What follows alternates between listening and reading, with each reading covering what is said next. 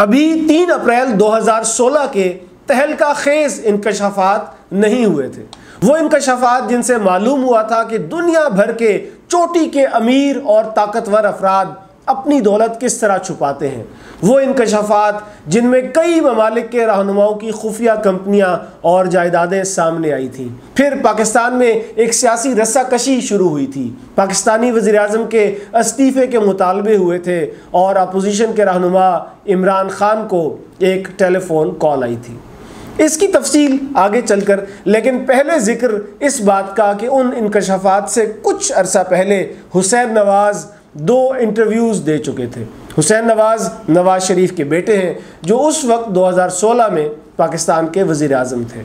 उन इंटरव्यूज़ में हुसैन नवाज़ ने बरतानिया में अपने फ्लैट से मुतल्लिक वजाहत दी थी, जिसकी मुकम्मल तफसील आप पिछली वीडियो में देख चुके हैं।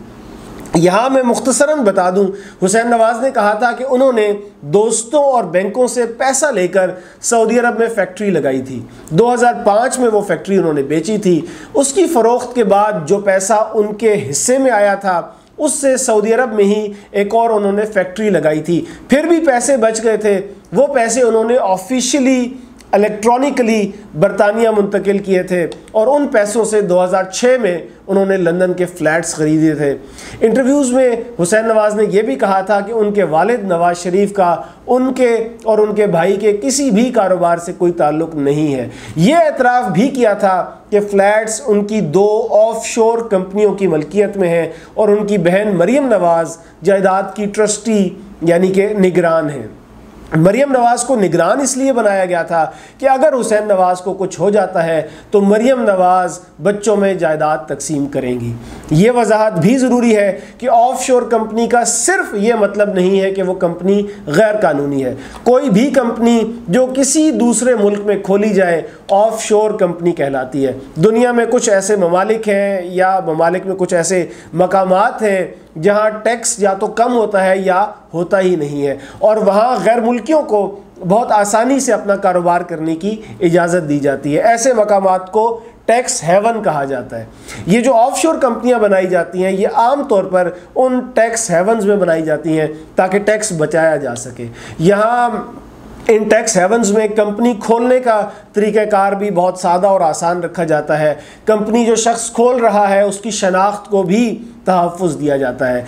ऑफशोर कंपनी बनाना कोई जुर्म नहीं है, लेकिन अगर आप अपने मुल्क में जो टैक्स गोशवारे जमा कराते हैं, जो टैक्स रिटर्न्स जमा कराते हैं, इनमें वो कंपनी ज़ाहिर नहीं करते तो ये जुर्म है। लोग टैक्स में छूट हासिल करने के लिए ऑफशोर कंपनियां खोलते हैं। इसके साथ साथ ऐसी कंपनियों का इस्तेमाल मुख्तलिफ जराइम पेशा अनासिर वो अपने असासे छुपाने के लिए भी करते हैं।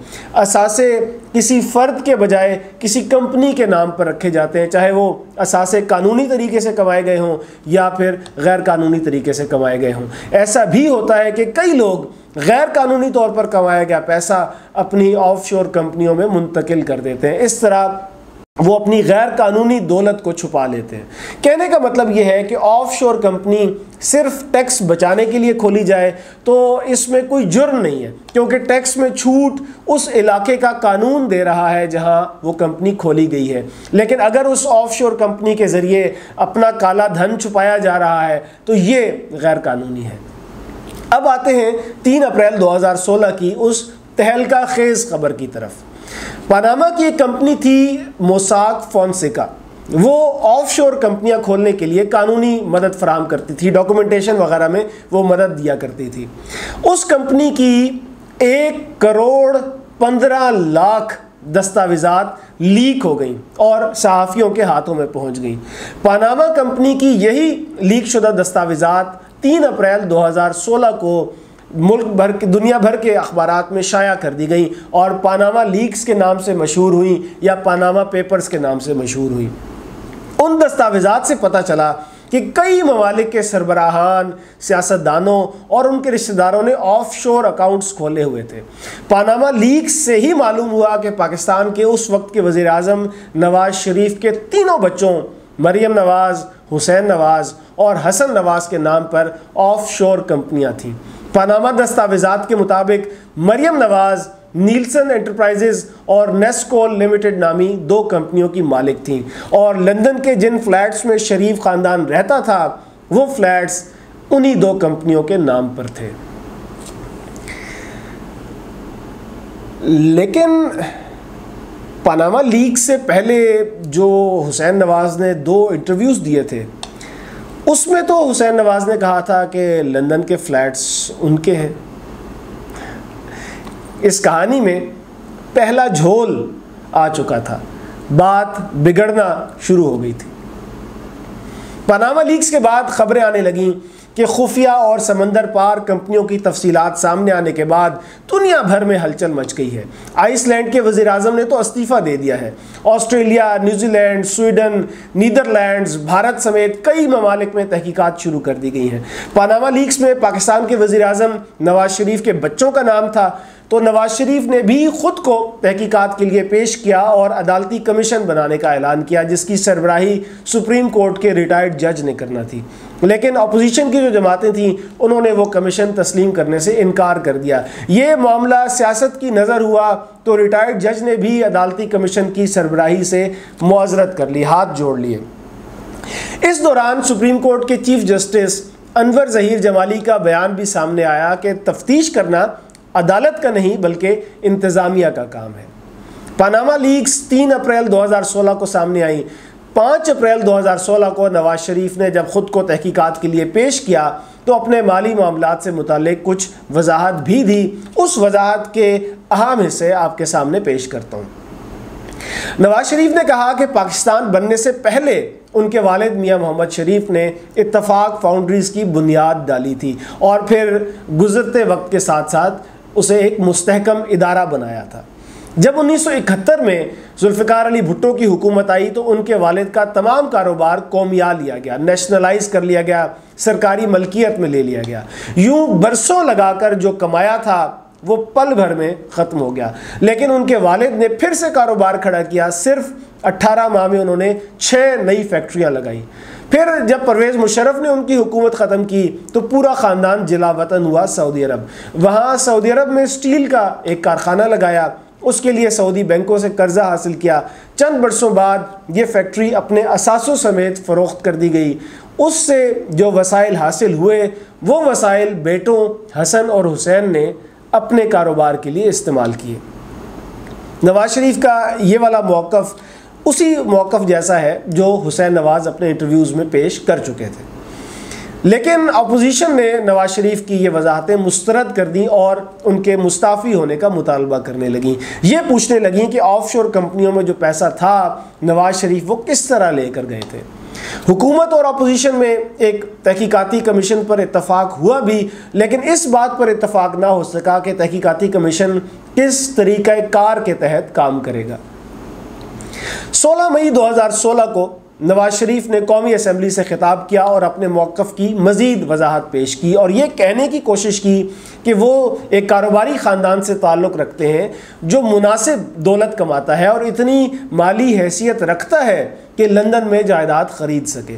उसी तकरीर में नवाज शरीफ ने वो तारीख़ी जुमला कहा था, जनाब स्पीकर ये है वो ज़राए। नवाज शरीफ की इस दूसरी वजाहत से भी अहम हिस्से आपके सामने पेश करता हूँ। नवाज शरीफ ने कहा कि पनामा पेपर्स में उनका कोई जिक्र नहीं था, लेकिन फिर भी उन्होंने ख़ुद को तहकीकात के लिए पेश किया। जब जुल्फ़िकार अली भुट्टो ने 1971 में हुकूमत बनाने के बाद उनकी फैक्ट्रियाँ सरकारी तहवील में लीं, उस वक्त तक इत्तफाक फाउंड्रीज़ सालाना 4.5 करोड़ रुपए का कारोबार कर रही थी। सालाना, ये वो वक्त था जब $1 4 रुपए का होता था और सोने की कीमत 155 रुपए तोला थी। फिर जब इत्तफाक फाउंड्रीज़ वापस मिली शरीफ ख़ानदान को तो दोबारा से इसे बहाल किया गया।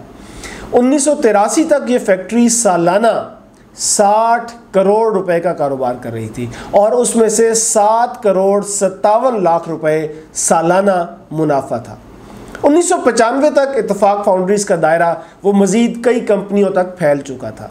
नवाज शरीफ ने कहा कि गुज़श्ता 23 साल के दौरान उनके ख़ानदान के इदारों ने 10 अरब रुपए के करीब टैक्स और हुकूमती महसूलात अदा किए हैं, जिनकी पूरी तफसील फेडरल बोर्ड ऑफ रेवेन्यू यानी टैक्स के इदारे FBR में मौजूद है। नवाज शरीफ ने कहा कि गुज़श्ता 15 बरस में खुद उन्होंने ज़ाती तौर पर 3 करोड़ 60 लाख रुपए टैक्स दिया है। 1972 में जब इत्तफाक फाउंड्रीज़ को नेशनलाइज किया गया तो उनके वालिद मियां मोहम्मद शरीफ ने दुबई में गल्फ स्टील के नाम से एक फैक्ट्री लगाई थी। 1980 में यह फैक्ट्री 3 करोड़ 33 लाख दिरहम में फ़रोख्त हुई। डॉलर्स में ये रकम 90 लाख डॉलर्स बनती है। जब 1999 में उनकी हुकूमत ख़त्म की गई तो उस वक्त मुशर्रफ हुकूमत ने उनके घरों और कारोबारी इदारों से तमाम रिकॉर्ड कब्ज़े में ले लिया था। उस वक्त भी वो कोई बदउनवानी साबित ना कर सके। सऊदी अरब जलावतनी के बाद जद्दा में फैक्ट्री लगाई। जून 2005 में वो फैक्ट्री 6 करोड़ 40 लाख रियाल में बेची। डॉलर्स में ये रकम 1 करोड़ 70 लाख डॉलर्स बनती है। नवाज शरीफ ने कहा कि दुबई और जद्दा की फैक्ट्री के हवाले से तमाम रिकॉर्ड और दस्तावेज़ात मौजूद हैं। जनाब स्पीकर, ये है वो ज़राए और वसाइल जिनसे लंदन के फ़्लैट्स ख़रीदे गए। जद्दा फैक्ट्री और लंदन फ़्लैट्स के लिए पाकिस्तान से कोई पैसा बाहर नहीं गया। आपने नवाज शरीफ की इस तमाम वजाहत से एक जुमला जहन में रखना है। उन्होंने कहा कि दुबई और जद्दा की फैक्ट्री के हवाले से तमाम रिकॉर्ड और दस्तावेज़ात मौजूद हैं। खैर, अपोजिशन जमातें नवाज शरीफ की इस वजाहत से भी मुतमईन न हुई और इलेक्शन कमीशन चली गई ये मुतालबा लेकर कि नवाज शरीफ को नाअहल करार दे दिया जाए। सिर्फ एक जमात ऐसी थी जिसने मुख्तलिफ रास्ता इख्तियार किया, वो थी जमात इस्लामी। जमात इस्लामी ने सुप्रीम कोर्ट में दरख्वास्त दायर की कि सुप्रीम कोर्ट कौमी एहतसाब ब्यूरो यानी कि नैब को हिदायत करे कि पनामा लीक्स में जिन जिन पाकिस्तानियों के नाम आए हैं उनके खिलाफ तहकीकात की जाए। बाद में तहरीक इंसाफ ने भी सुप्रीम कोर्ट का रुख किया, ये मुतालबा लेकर के नवाज शरीफ को नाअहल करार दे दिया जाए। आगे के वाक़यात जिस तरतीब से हुए वो शायद आपको हैरान करें। 7 अक्टूबर 2016 को अपोजिशन रहनुमा इमरान खान ऐलान करते हैं कि अगर नवाज शरीफ ने इस्तीफ़ा ना दिया तो वो 30 अक्टूबर को इस्लामाबाद बंद कर देंगे, एहतजाज करेंगे। इमरान खान की 30 अक्टूबर की उस डेडलाइन से पहले 20 अक्टूबर को सुप्रीम कोर्ट नवाज शरीफ की नाअहली के लिए दायर तमाम दरख्वास्तों को काबिल समाअत करार देती है और 28 अक्टूबर को उन दरख्वास्तों की समाअत के लिए एक लार्जर बेंच बना दिया जाता है। इमरान खान एहतजाज करने का इरादा ख़त्म कर देते हैं और अदालत चले जाते हैं। इस दौरान इमरान खान को एक टेलीफोन कॉल भी मौसूल हुई थी। उस टेलीफोन कॉल का एतराफ़ जुलाई 2017 में इमरान खान ने सहाफ़ी अरशद शरीफ को दिए एक इंटरव्यू में किया था। उन्होंने कहा था कि सुप्रीम कोर्ट के एक जज ने मुझसे दरख्वास्त की थी, रिक्वेस्ट का लफ्ज़ इस्तेमाल किया इमरान खान ने। उन्होंने कहा सुप्रीम कोर्ट के एक जज ने मुझसे दरख्वास्त की थी कि सड़कों के बजाय अदलिया में आऊँ। अरशद शरीफ ने उनसे पूछा था कि वो जो जज थे वो हाजिर सर्विस थे या रिटायर्ड। इमरान खान ने जवाब दिया था, मेरे ख्याल में जस्टिस खोसा ने कहा था। 30 अक्टूबर 2016 से सुप्रीम कोर्ट के 5 रुकनी लार्जर बेंच ने पनामा केस सुनना शुरू कर दिया था। इमरान खान को फ़ोन करके अदालत बुलाने वाले जस्टिस आसिफ सईद खोसा उस बेंच का हिस्सा थे। पनामा की कहानी एक और मोड़ ले चुकी थी। मामला मुल्क की सबसे बड़ी अदालत में जा चुका था। नवाज शरीफ के खिलाफ पनामा केस के तमाम हक़ाइक़ आप देख रहे हैं नोक जोक पर। मैं हूँ उमैर महमूद। बाकी किस्सा अगली किस्त में।